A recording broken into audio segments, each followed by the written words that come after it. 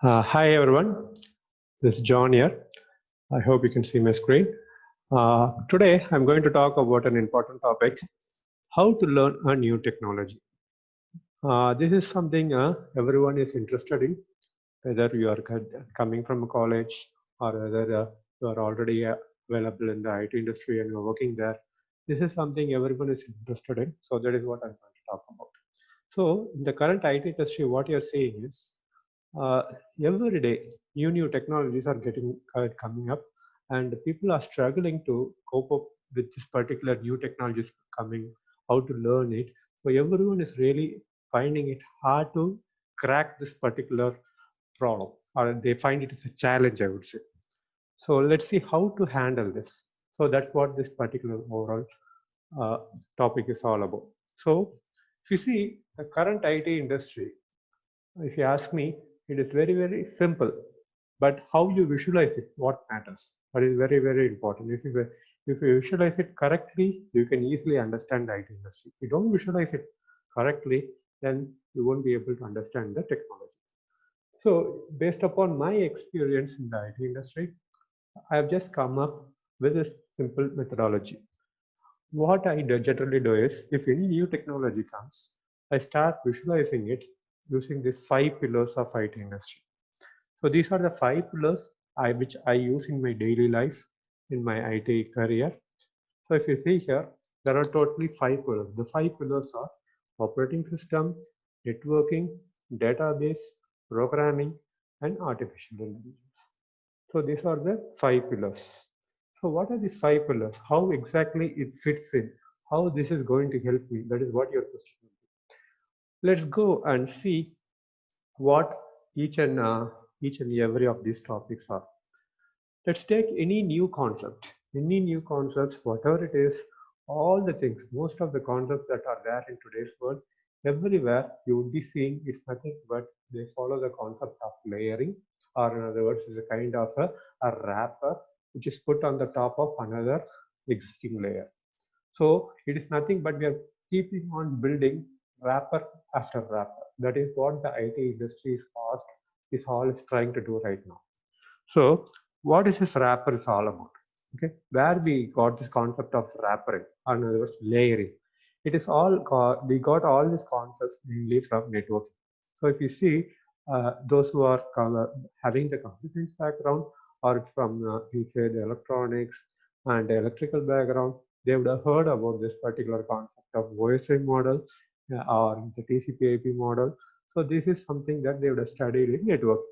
So people who are not in this particular area or not in this particular tracks, my recommendation is we have to learn these things. If you learn it, it will be easy for you to understand things better.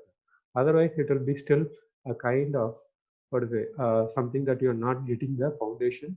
Without having the foundation, you are learning something. Finally, it will be really a mess for you.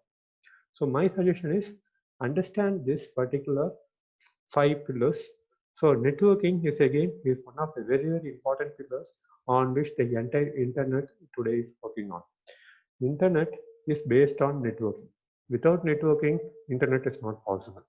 Already you should be aware of this, but again, I like to stress that. So another important thing is this OSI model, TCP/IP model. Each and every layer has its own purpose. Okay, and you would be knowing that OSI is a theoretical model, and the TCP/IP, whereas the practical model which is used in today's world. Even the new technologies, whatever that are there, all the new technologies in the underlying, they have the engine of TCP/IP protocol stack. So that may be slightly changing here and there, but overall the concept of flavoring is used everywhere. So that is what this concept of networking is very, very important. So we talked about networking. Let's go and see how we can apply this to the latest technologies that are there now available in today's world. Let's take the concept of cloud. Okay, let's take cloud. Cloud is what it is. It's finally earlier companies were having their all the hardware and software everything within the premises. Now they are trying to bring that particular ownership. They are trying to take away the ownership, giving it to a third party or to a different vendor. they are going to own it. Finally, the ownership is what is slightly they are trying to transfer it, and of course, the cloud providers, they provide most flexibility. They provide the namely the hardware or software, whatever that we are looking for on demand version. So finally, cloud is what it is. It's nothing but it's a combination of networking, the database, operating system, programming, everything is there. So this is also, so what is it? If you see a particular technology, any new technology, cloud is a thing that is a buzzword right now. So if you see here, cloud is nothing but a concept of these pillars. And again, artificial intelligence is another area which is also another buzzword. Finally, if you just go in, looking deep into it, this finally it's nothing but you are trying to come up with the concept of creating mathematical expressions which you are trying to solve a problem. That is what finally artificial intelligence is. For example, let's take your linear regression, non-linear regression. People who are learning about artificial intelligence would have been heard about these terminologies. Deep, namely, what to say? You have deep learning, which is neural networks. All these things are finally you would be, when you look deep into it, it is finally mathematical expressions. Again, Internet of Things, IoT we call it. What exactly IoT is? IoT is nothing but you are having the, namely your hardware, or in other words, small devices which collect the data from the end places, or actually, for example, our mobile itself is a, we can say, we can use it as an IoT because it tries to collect data, like for example, temperature of a location or your body temperature, it also can collect data. So finally, Internet of Things is nothing but collection of data from different devices, and those devices collect the data, and finally what they do is they finally use the concept of networking and try to transfer their data to a different location. So the different location, it could be a cloud, or it could be somewhere within the office premises, or on premises, I would say. Like that, everywhere the data is collected and it is finally stored in some location, either it could be a database, or it could be in a file system, whichever it is. Finally, data is getting collected, and networking is going to play again an important part here. So if you see any technology or any new technologies that are coming up, whatever it is, it would be combination again. I just took these examples of the cloud. You take the concept of AI, took the concept of Internet of Things. All these things, if you see, again, it is very important that if you understand these 5 pillars, you can crack it. That is what I'm trying to show it to you. Same way, if you see in this particular protocol stack, OSI model, TCP/IP model, they are the again the important protocol stacks.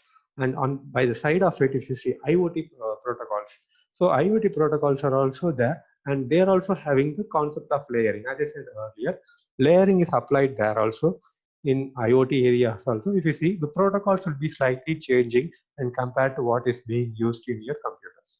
So this is the only difference. Overall, everything is one and the same. It all matters how you visualize it. Okay.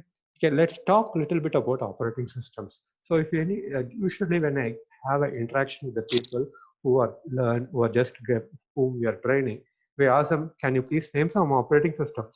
Most of the people, what I have seen is they talk about Windows, Linux, Mac. That is where they stop. After that, they don't talk about it. Actually, there are also operating systems, namely Android, iOS. They are also operating systems. So what's the difference? Why are including Android and iOS? They are also operating systems. The only difference is these particular operating systems are running in your mobile devices. Mobile devices, what it is finally, they are also computers, or in other words, a mini computer. Earlier days, they heard about like Palm computers. So that kind of technology is what we are currently living in. So there is no much difference between what computers are doing and what your laptops are doing, your mobiles are doing, or even your TVs. Current TVs, smart TVs, they are also a kind of a computer. So finally, all are computers. In simple words, everything is electronic gadgets. On the top of it, you are having your operating system running, and that is going to play the, it's making the difference. That's all. Finally, everything is computers. If you see everything is computers, you won't be afraid of what exactly these things are doing. Everything is finally operating system is the one which is acting as an interface between the humans and the hardware. That is what is happening. Okay, so before concluding this, I like to share some important things which I have experienced in my career. So again, so people generally are very much interested in learning any new topics. Surely, yeah, that's a really good thing. It's a real motivation. Yes, I like to appreciate that. But the thing is, when you start learning things, what exactly happens is you learn it, but generally people after some time they just forget about it. So you see, this is something I recently had a look into one of the YouTube channel. In one of the in one of the videos, I just shared that particular video link. You see in this, this is something which I have been following for quite some time, but I haven't visualized it. But this particular YouTube video clearly visualized it and then showcased what exactly how we have to learn it. So I just had a look into it, and that concept was very much helpful. So I like to share it, and it is really helpful for me, and I hope it will also be helpful. So what exactly this talks about is nearly 20% of which whatever you are learning, you'll be learning from anything. Like you can learn from YouTube, you can learn from books, PDFs, or whatever be the mode of or you would be learning from people who are already experts in this particular area. So all these things you would be doing it. Yes, fine, well and good. So that contributes only 20% of your learning. So remaining 80%, how you would be gaining it or how you would be being mature of it is all depends upon on the output. Namely, there are three different stages in the output. One is you have to reflect. Whatever you are learning, try to apply it, or in other words, try to reflect how it can be applied, how it makes sense in the current work that you are doing. That will make a major difference to understand how this new technology fits in. Okay, so that is something. Reflection is very, very important. Once you reflect it, you would be able to understand it better. Next, implementation. Try to do a small implementation of it. So this is something that certain situations it is feasible, certain situations it's not feasible because it requires some hardware devices. It will be a collection of computers. That kind of things. Some restrictions would be there, or you have to spend some money. That is something that certain things are feasible, certain things are not feasible. I understand that is something challenging. It includes me also in my career also. Implementation sometimes I'm not able to achieve it 100%. So that is something area which I like to improve it. So that's why I have highlighted it in a different color. So this is the area of improvement for me. Finally, we have something called a sharing. Sharing is nothing but whatever that you have learned, you have to share it to others. Only when you share it to others, then only you would be able to know where exactly you're standing. So why sharing is very, very important is when you start, or if you want to share something, for example, now I'm sharing something to you. I will be surely doing in order to ensure that it is whatever information I'm sharing is correct or wrong. I will be doing some homework from my end. So when I do the homework, I do a learning. So it motivates me to learn something and then ensure that that learning is correct or wrong. So you try to correct your mistakes and then only you share it.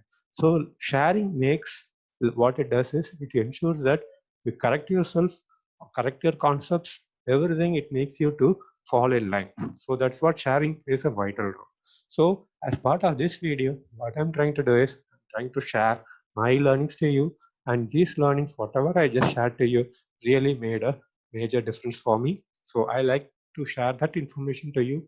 And if you feel this particular PPT, if you feel it's very much useful, kindly share your comments. Thank you very much. And one more thing, before concluding this particular PPT, I will be just providing that link of it in namely in this namely in the description of this video. You can use it if you're interested. Thank you very much for your time. Have a nice day.